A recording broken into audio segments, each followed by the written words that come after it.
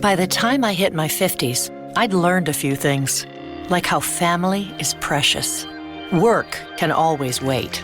And 99% of people over 50 already have the virus that causes shingles. Not everyone at risk will develop it, but I did. The painful, blistering rash disrupted my life for weeks. Don't learn about your shingles risk the hard way. Talk to your doctor or pharmacist today. Sponsored by GSK. Hello, gorgeous peeps. Andreou here with a service announcement. As I explained yesterday, we gossiped for so long with our friend Ayesha Hazarika that we decided to put out the lot in 2 parts rather than deny you the content. This is part 2, where we discuss Ayesha's first couple of years in the House of Lords, ideas for reforming our second chamber, as well as disinformation and the state of our media. If you haven't listened to the first part yet, pause here and go back 1 episode. Enjoy. Quiet. Riot. The House of Lords is a genuinely odd thing. Ancient, unelected, and draped in enough ermine to make a medieval king blush. It's an institution that can feel like it exists in a completely different dimension to most of us. So we thought, who better to demystify it than someone who is extremely and refreshingly normal. From the ermine robes and the toilets... Watch your mouth. The toilets hilariously labelled peers, get it, snigger, snigger. The genuine constitutional muscle of scrutinising legislation and the theatrical back and forth of parliamentary ping-pong, the whole chamber can feel arcane, impenetrable, and almost willfully detached from the reality of everyday life. And yet, decisions made in that gilded room matter enormously. But Ayesha Hazarika is not simply a peer. She is a formidable journalist, writer, broadcaster, and former special advisor, stand-up comedian even, someone who has operated at the very highest levels of political life and continues to hold power to account from the inside. Let's have a little listen to her maiden speech. I am also incredibly proud to have been able to get agreement that my title would be Baroness Hazarika of Coatbridge. I grew up in Coatbridge in the county of Lanarkshire near Glasgow, and my father was the local GP there for many, many years. Now, it was tough for my parents when they first arrived from a different country. People were very curious. One of my dad's patients said to him, "What are you?" "A Muslim," he replied. "Aye, but what kind? A Rangers Muslim or a Celtic Muslim?" They say that to be Scottish is a gift, and I very much believe that to be true. I feel truly humbled by the courage of my parents. Theirs is the classic story of the immigrant. Came here in the 1960s to work and build up the NHS with £3 in their pocket in a cold climate. And yet they built such a good and happy life here for me and my brother. So I pay tribute to them as first-generation immigrants for their work ethic, decency, good humour, and their desire to make friends with people from all different backgrounds, qualities which I hope to replicate in this house. Now, on the big day, my father's former receptionist, Monica, messaged me to say, "Ayesha, they are so very proud of you, but they do still wish you had become a doctor." So, as well as lifting the lid on life in the Lords, we're going to be asking Ayesha about the things that keep all of us up at night, the mounting threats to our media, the crisis of trust in information, the unstoppable spread of AI, deepfakes, disinformation. We do talk about these topics a lot on Quiet Riot, but today we get to do it with someone who is genuinely at the coalface of much of it. Ayesha, the Lords reality check, there is this huge gap between how the House of Lords looks from the outside, and it's now had this enormous barrier erected around it as well. So it sort of feels even more shut off from the rest of us. It's eccentric, it's elitist. I believe it's faintly absurd. But what does it actually do? How do you describe it to people who think it is just a load of old duffers in fancy dress? Well, first of all, we are not in fancy dress all the time, sadly. I wish we were like wafting around in our army. That would make it a little bit more fun. Like on State Opening of Parliament Day. State Opening of Parliament Day is the big day, and it's like a scramble to get the robes. You have to actually hide the robes. They're very expensive as well for day. Anyway, I did actually have to hand my form in, and someone went, well, I think there's quite a few hereditaries leaving, and some of them have died. I'm sure you could try and buy one off one of them. And I was like, okay, I don't find what dead ermine, but there we go. Anyway, that's a side issue. That's horrific. It's like, okay. Find a dead one roughly your size. So I think I have got really mixed feelings about the House of Lords. I completely agree on many levels that it is totally absurd and it does need so much reform. I also can see that on a good day, it does a really, really important function. So I'll start with the good first. The primary function of the Lords is to scrutinise legislation and try and kind of clean up and better legislation that comes from the House of Commons. Now, paradoxically, there is this big Labour government with this big majority, but often legislation is actually not that well scrutinised by the time it comes to the Lords because there's more time constraints now. You could argue that should be changed in the Commons, and actually the Commons and the MPs should have more time to scrutinise things. And that there should be pre-legislative scrutiny happening far more often. I mean, totally agree. Part of the problem is that none of that work gets done beforehand, and then it is a mess when it comes to the Commons, I think let alone the Lords. A function of any new government that assumes power after being in opposition for a long time, they understandably have this great urge and appetite and thirst to get as much as much legislation on the statute books as possible, because that is delivery, and that's actually not the best way to do it. It is better to do less, but do it better with lots of pre-legislative scrutiny and consultation. So that's just I think that's a really good point, well made. So if you think of it as the outgoing Speaker of the House of Lords, John Nuttall, described the Lords as a sort of washing machine for sort of slightly dirty legislation that comes up from the Commons, and then we're meant to kind of clean it up. So on a good day, the Lords works really, really well because it does have a lot of people who have got great expertise and inquisitive minds, and they're not doing it just for like party political reasons. They genuinely care about this legislation, and they haven't got casework. They haven't got to rush back to the constituency and deal with. And they have time in the Lords. They have a lot of time to go through things. So I think you have brilliant moments in the Lords where things are properly scrutinised and people of great standing and expertise. And that's why you often have a situation where the government of the day will lose votes in the Lords. And if my view, and I think this is probably quite unfashionable as a Labour peer, is if the government is consistently losing votes on a particular piece of legislation, that is often a sign that something's not quite right with that clause or something. And actually the way to deal with it, instead of it ping-ponging back and forward, is to try and negotiate and try and get a better outcome, which is what the government, should do and normally does. So and does that look like accepting an amendment? Does it look like the government taking the bill back and redrafting it and bringing it back to the House? The Employment Rights Bill is a good example of that. So the Employment Rights Bill ping-ponged in the sense the government kept losing in the Lords and it went back to the Commons. It kept kind of coming back and forward. And it was over how quickly certain rights could be accessed.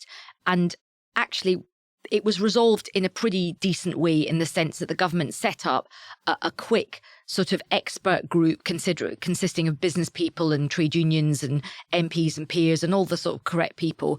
And a compromise was reached, and that was the way to do it. And compromise is a good thing in policy terms. Now, there's the ideological stuff and never compromise, but actually compromise in terms of getting better legislation that will work is always a good thing. So that's when it works well. When it doesn't work well, and I think there is a lot of understandable anger about the House of Lords. It's unelected. People don't really know what it does. I think there is a danger that the Lords is going to slightly just replicate the House of Commons in the sense that there's so many the Tories did this, Labour does this. You don't want the Lords to just be replicating what happens in the House of Commons. You don't want, the great thing about the Lords is it's a cauldron of wisdom and experience and actually independent thinking. So you want people to stand up and make fantastic speeches and observations without fear or favour.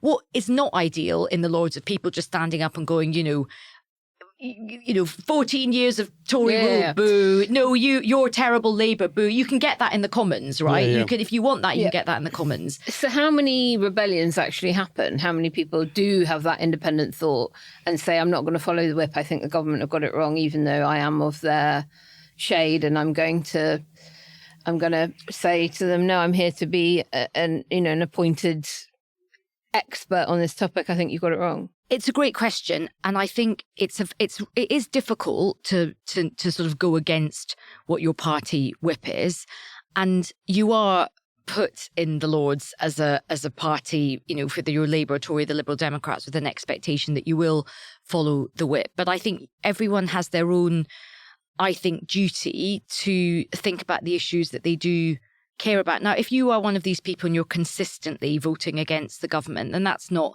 ideal, but there will be issues that you care about, and you'll go and see your whips, or you'll go and see the government ministers in the House of Lords and say, look, this is an issue. And then people have to make their own decisions. But it's not something one does lightly. I have abstained on a number of occasions, and I'll be on copyright and AI, which I think was a big issue. And I think we're going to get into that. Yeah, and I think the government is having some constructive conversations about that now. Good.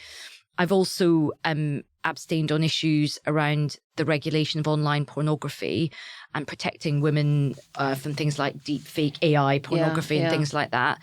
But, on the whole, you hope that compromise will be reached. And in a way, I think the Lords is at its best when it does the government has got to try and get its business through. But I think the Lords works best when there is a bit more cross-party working. And I think if you wanted to do something to slightly help our politics along right now, whether it's in the Commons or the Lords, I think the just sheer tribalism is holding back a lot of our politics, and it's holding back getting a lot of things done. And I think the Lords functions best when there is good cross-party working, because there's a huge amount of expertise across the House in the Lords. So if you were kind of redesigning it from scratch, like what would be the one thing that you think could make the most amount of difference? I would really limit the numbers, and I would limit the numbers of political appointments. I would try and get some sort of deal with party leaders that they can only put in a small number, and I would have more peers coming in. I mean, obviously, this is over time. You want to try and reduce the numbers. I'd have more peers coming in as cross-party peers, so they are there with genuine expertise, and I would let the House of Lords Appointments Committee be the people who are bringing people into the House of Lords. So it's less on political patronage and more on, because we need as many expertise. I mean, we've mentioned AI. AI is huge, right? This is this juggernaut coming down the track. We don't really have many people in the Lords that understand tech or AI. We could really do with some brilliant people from the world of tech coming into the Lords as real experts. We have like Biba Kidron. She's a crossbencher. She's amazing. She does absolutely amazing work. But, we could have more people from science. We could have, so there's, I think, more crossbenchers would, I think, be very beneficial for the Lords. Naomi, do you have any? If you've ever donated more than your membership fee or £1,000 in aggregate to a political party, don't get a peerage. Excluded. No more patronage. I'm absolutely sick of it. That it stuffed to the gills with people that have bought their way in. Yeah, I mean, I guess mine would be related to what you both expressed before, because I do find it very odd that there is this process where I speak and then I change it back to what it was, and then I change it back to what I think it should be. And at no point is there a collaborative stage. And I think that would benefit the process hugely, wouldn't it? There is a committee. To have one committee stage that is genuinely both sitting down and discussing and co-drafting. It doesn't happen constitutionally. It happens in the corridors. And it happens informally. Quite often but it should happen constitutionally, is what I'm saying. There's quite often cross-party working in terms of sometimes you'll get peers from different parties and the crossbenchers who will all put their name to amendments. So there's a bit of informal, cross-party working that goes on. The other thing I would add as an idea, but I mean also cross commons and laws. Yes.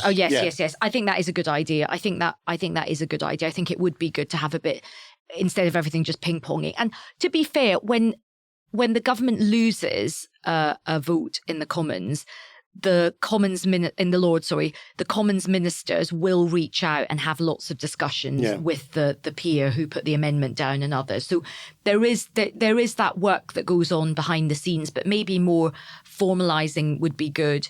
The other thing which I think it would be really good, just to my point about expertise, and I do think to get the numbers down, I think it would be good to have almost like visiting fellowships, like visiting peers. Sortition. We all take it in turns to be a peer. That can come in with expertise and contribute properly to debates and committees. And I know people can come in and give evidence, but I think that might be another good way of sort of leveraging in some real expertise. Yeah. We could do with some experts in the Commons as well. I don't like the idea that you've got a house of professional politicians and a house of experts.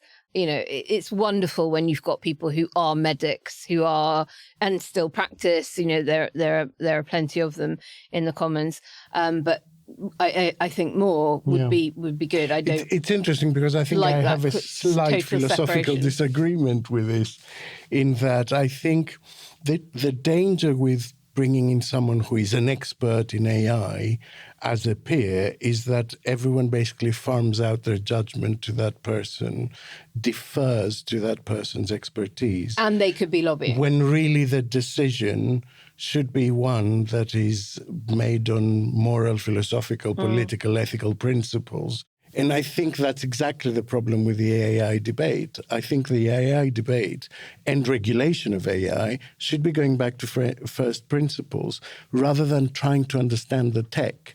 It should be saying, it's your product, you're putting it out. It's up to you for it not to harm the population. That's the first principle. It doesn't matter to me how you do it. It doesn't matter to me that the algorithm is very complicated. Do you know what I mean? Like, you wouldn't allow a company, the example I always give is you wouldn't allow a company that makes toasters to put out toasters that burn people's houses down. You wouldn't accept as an excuse that toasters are a very complicated piece of machinery. You would say, I don't care. It's your product. It's up to you to make it safe. Sure, I totally get that about first principles, but I think we are really lacking in that. So a lot of peers just follow what the whip says, right? Let's just be honest. In the same way, the Commons, right? To be absolutely honest, you go into strangers before a vote and you could ask anybody what the bell's gone, what are you voting for? I haven't got a clue, right? There's a lot of that. It's even more pronounced in the Lords, right? There's definitely. But there are certain cut-through issues that people, and I would say protection of children, pornography, assisted dying, social media ban, abortion, those kind of things.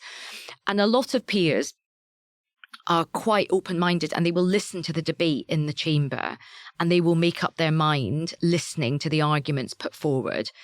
And I think sometimes in the debates we have a lot of first principle debates, which are this is how I feel about this in terms of the principle.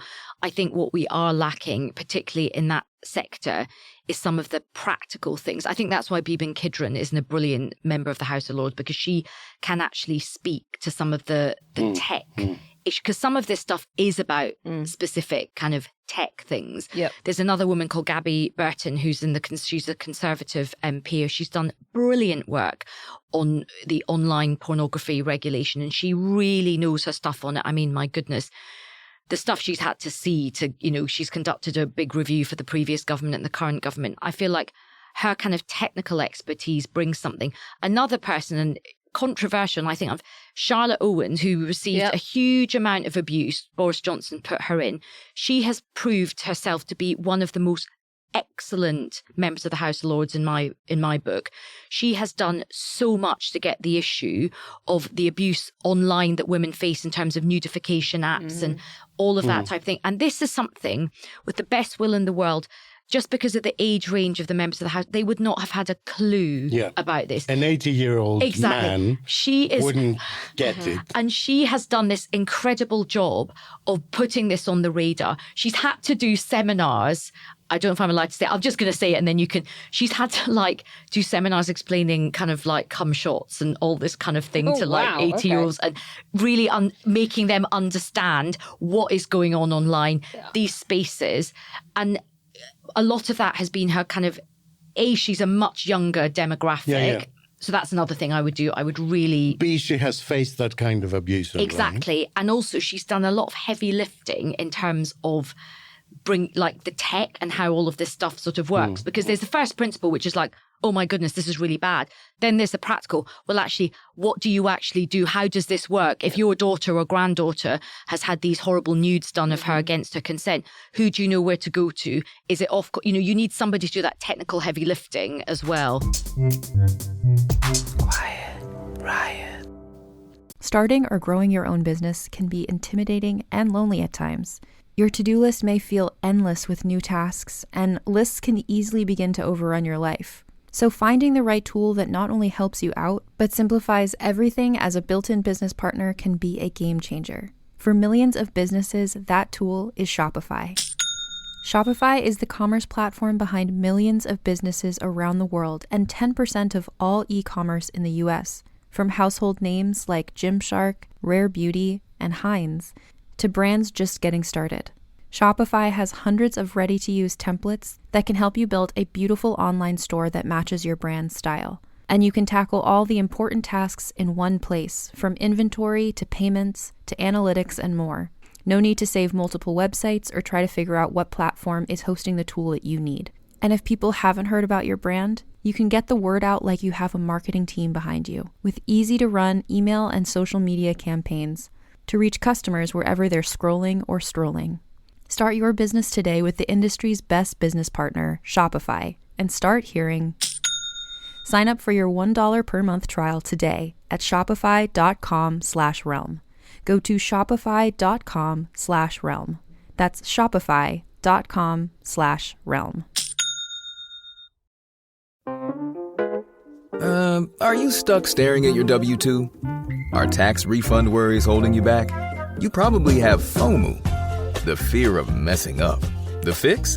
Using TurboTax on Intuit Credit Karma. They find every credit and deduction to help you get every refund dollar you deserve, or your money back. It's time to overcome your fear of messing up and get your taxes done right. Start filing today in the Credit Karma app.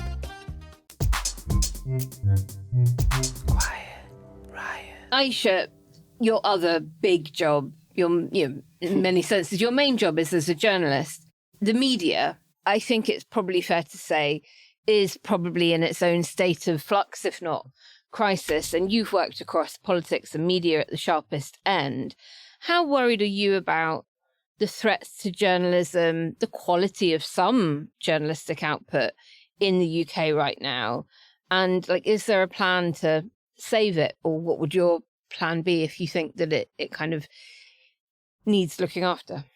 There's so much fragmentation going on in the media. It's interesting because I feel like the fragmentation that we're seeing with politics is very much being mirrored or potentially shaped and influenced by this fragmentation of media as well. I think the two things go hand in hand, and democracy as well. The two things very much go hand in hand. On the one hand, I do think social media has definitely democratized news and access and people thinking about politics and having these discussions in many ways.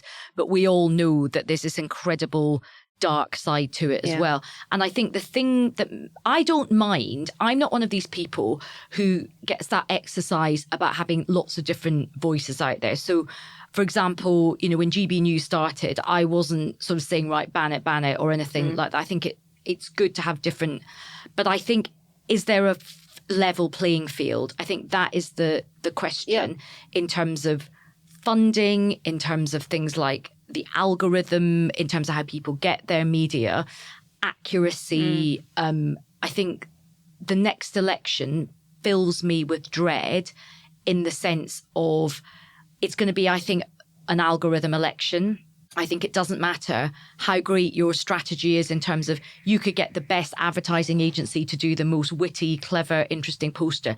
It honestly doesn't matter. No, it's what people are seeing. Are they going to be served it? Yeah. In their echo chamber in the palm of their hand. That's what's going to decide. And that is a whole different set of rules that none of us really have our head around. Yeah. And obviously donations. And is it changing how you behave as a journalist? You know, there was a time when you could kind of, you know, take for almost fact stuff coming from certain sources, but are you now having to like really check yourself that I'm not about to spread fake news, or, you know, are you having to work harder as a journalist to verify a source? Definitely. I really think twice, and my producers, you know, we double check, triple check everything, particularly because I'm on air for quite a long period of time and there's so much breaking news that happens now. You know, we have to be really, really careful about checking things. I also think as well that we all have to be very, very conscious, and rightly so, of our own biases. And of course, I'm in an unusual position where I'm a Labour peer and I'm a broadcaster as well, and I'm Ofcom regulated. So one has to be, I know some people in that position maybe don't take those responsibilities that seriously. I do. I'm very conscious of it. But in a way, I think that is also good, because I'm very conscious now about, am I being fair? That doesn't mean, you know, getting the equal equivalence to things, but I think it is important to serve your listeners up a good variety of different views, but to make sure that the views that you're putting forward are people who are serious. They have been in the room. They are experts. I mean, I might disagree profoundly with what they say, but they have, you know, they have status in their own right for having done this. I think what worries me about a lot of, you know, this explosion of sort of media we've seen is, like, let's just get the two maddest people from the polar ends of everything and let's just fight. And then that all becomes that self-fulfilling. It just serves the extreme. Do you think that is a kind of part of the systemic imbalance? Because I know a lot of people on the sort of centre-left and left of politics who are preoccupied with the question, am I being fair right now? Is this factual? And I know a hell of a lot of people on the other side who don't give a toss. Yeah. And surf the wave of whatever is popular. And like, I won't go on GB News, not because I don't agree with Ayesha that there should be a range of channels out there for, you know, different tastes and all the rest of it, but because I don't trust them to not clip me incorrectly out of context for their own rage bait purposes, or, you know, it's just not worth it to me. The exposure I would get from going on the show would be so much more disproportionately negative than positive. So yeah, I mean, they don't behave ethically in terms of how they treat their guests. What I would say though is, I think, and I hope this is changing, I think quite a lot of media outlets have been quite guilty of clipping. You know, I've even been on BBC things where they have sort of clipped, you know, we've had quite interesting discussions and they've clipped a bit of a fight to try and get the, because it's that, look, rage sells, right? Rage sort of. So I don't know what the kind of, there's no easy answers on the media stuff. I think in some ways it's good to be able to curate the media that you want to hear, and there's so much more choice. On the other hand, there's never been a greater need for trusted narrators as well. Yeah, I mean, and you talked about it briefly a minute ago when you were saying, I'm worried about the next election. I'm worried about it because I don't know that we can believe our eyes. You know, how do I know if this is a leaflet that Reform have put out that is genuinely abhorrent and we should condemn it, or whether someone has deepfaked it to try and make them look bad and then I'll look awful and feed Nigel Farage's conspiracy theory about the woke left trying to control everything. You know, so we have a trust deficit, whether that is in our media, certainly in our politicians, etc., historic lows. You straddle both. What do you think is like the main culprit for that collapse in trust, and what the earth can we do to try and restore it before the next election? I think blame lies in in a lot of different places. Right. I think the way we do our political communications in this country is really woeful, and I think it's been woeful for a long time. Since you left government. Really. I think that I think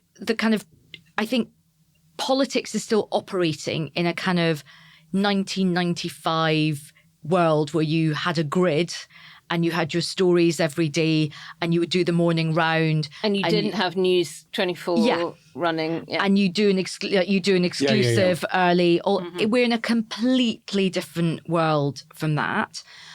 And I think there's a whole, how does the function of political communication catch up with this fragmentation, where I think you can't just do one message out to everybody. You do have to think about the different audiences you're going. And look, that provides opportunities as well in terms of getting out and getting your message to a much more engaged audience as well.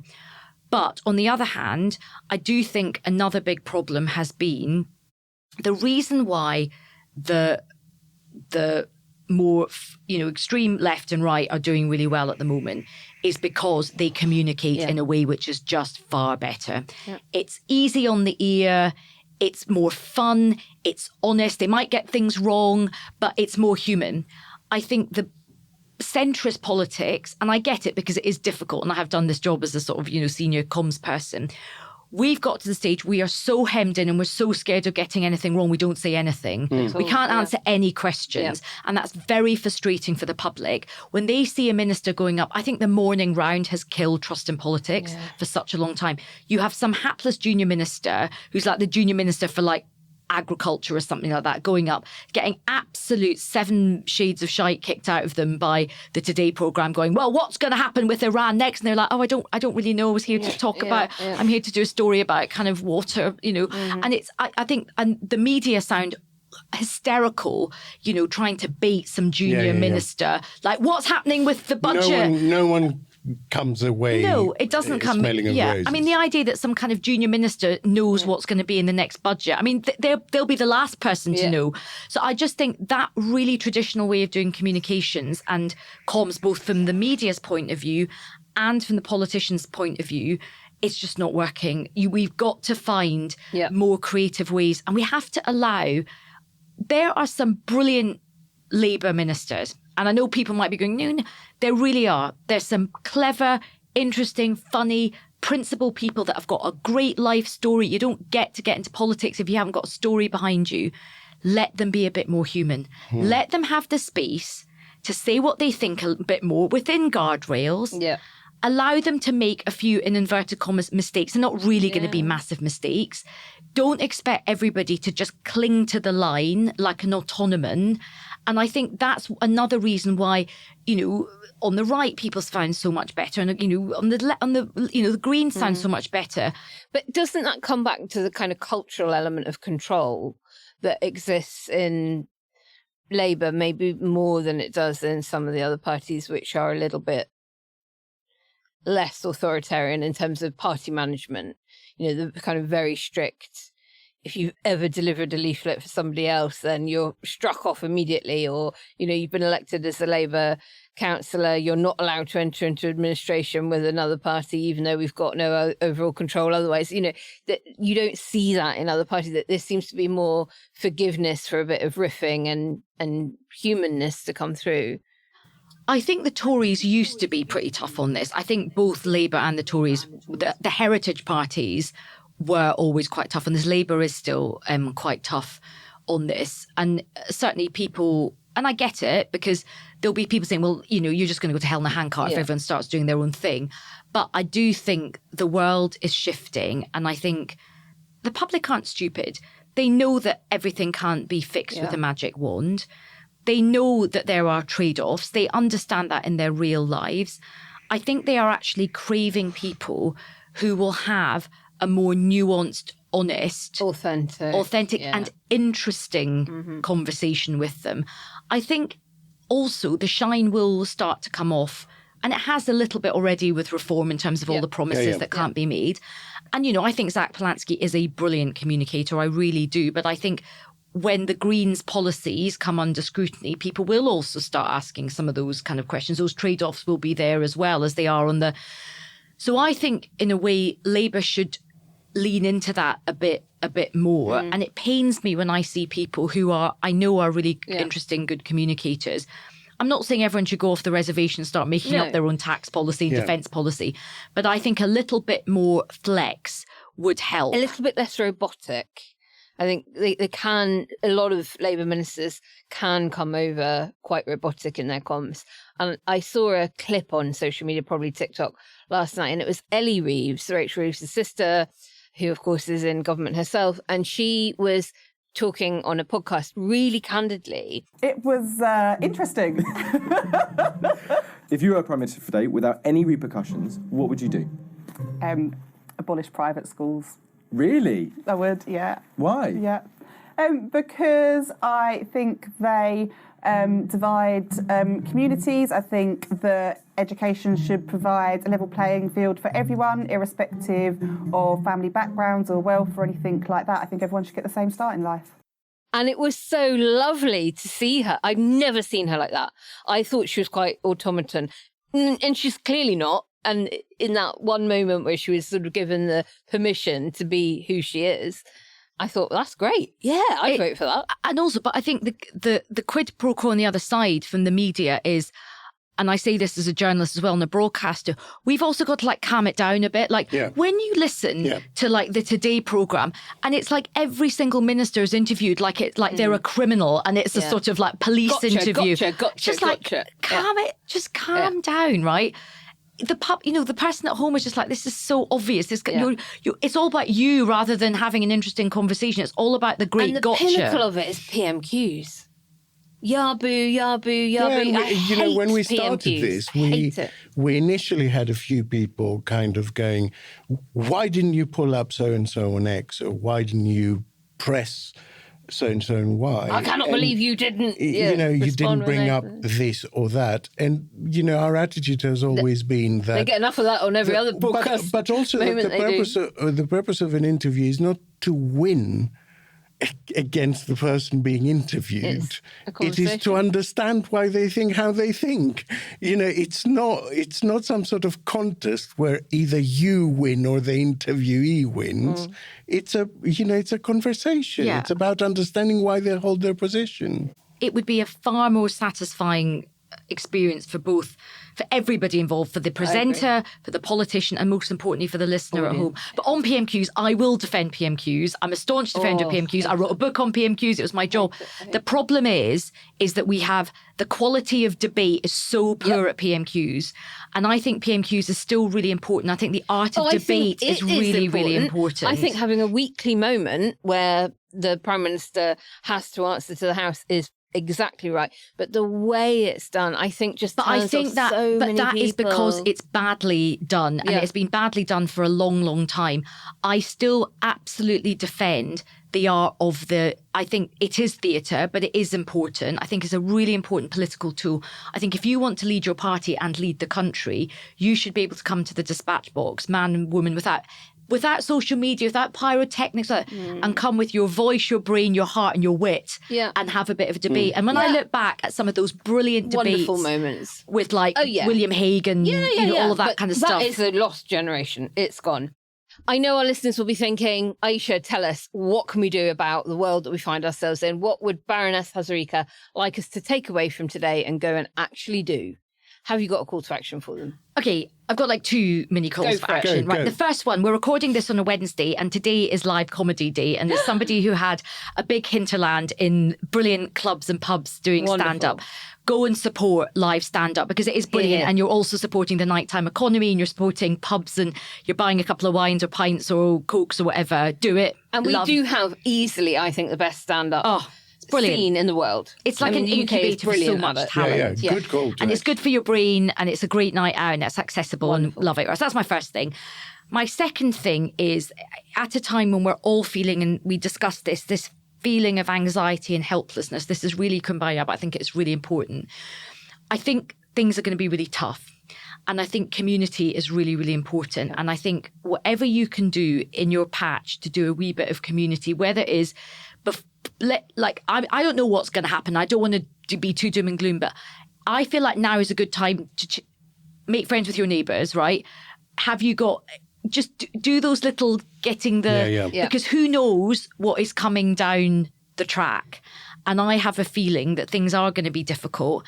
And, you know, we can all play a wee part in terms of just trying to do our bit in our own little neighbourhood and street and things. Completely agree.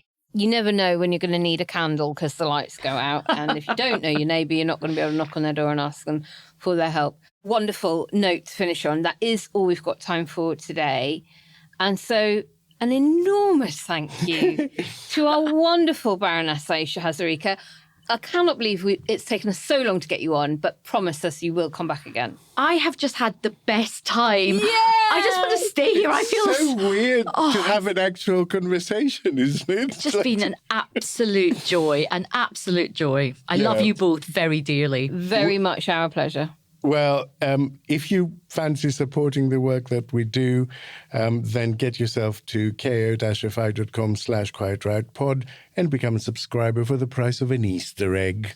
Talking of which, Kenny and I will be back on Sunday with an Easter special episode of Sunday School. Will we be discussing resurrection or just punning on eggs? You'll have to tune in to find out. I have a suspicion, knowing you and Kenny. Until then, stay safe, stay happy, and stay rioting, but quietly. We love you all. Bye. Quiet Riot is an audio production by Cooler Heads with Naomi Smith and Andreou. Produced by Kenny Campbell. Music by Mariana Sangeeta. Artwork by Simona Canelu. And edited by me, Alex Reese. Quiet Riot.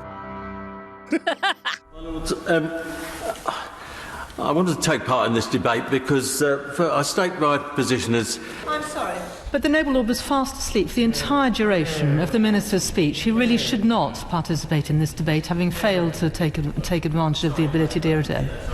I'm afraid the Noble Lord was fast asleep for the entirety of the Minister's opening speech. Well, I had to send a note to you in order to wake you up by the doorkeeper.